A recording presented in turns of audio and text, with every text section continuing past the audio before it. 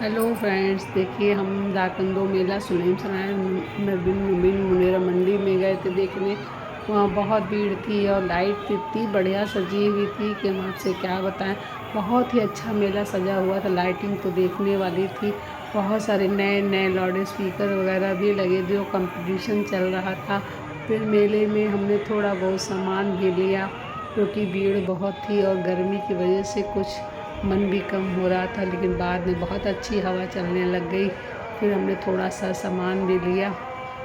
सामान में क्या कोई लेगा, बहुत महंगा सामान हमने नहीं खरीदा। रबड़ बैंड है, क्लिप है, बस यही सब लेकर हम आगे देखने। बहुत सुंदर सुंदर सामान थे और बहुत महंगे भी नहीं थे, सस्ते थे। ऐसा नहीं था कि बहुत महंगा सामान है, लेकिन कुछ सामान समझ में नहीं आ रहा था। खिलौने तो इतने अच्छे अच्छे दिख रहे थे कि हम आपसे क्या बताएं। थोड़ा सा सामान बच्चों के लिए हमने खिलौने ले लिया। खिलौना लेकर फिर हम झूले की तरफ चले गए, सारे परिवार के साथ जो ग्रुप में आए थे सब झूला झूल रहे थे बच्चे। हम भी उसी तरफ चले गए। झूला तो इतना बच्चे झूल रहे थे, बच्चे क्या बड़े भी झूल रहे थे। मुझे झूला झूलने में बहुत डर लगता है, इसलिए हमने कोई झूला नहीं झूला। फिर हमने सोचा लाओ कुछ नहीं तो कम से कम पानी पूरी ही खा लेते हैं।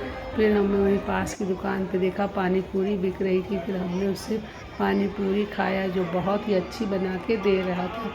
बड़ा ही मज़ा आ रहा था मेले में। ऐसा लग रहा था घूमते घूमते समझ लीजिए हमें 12 बज गया था।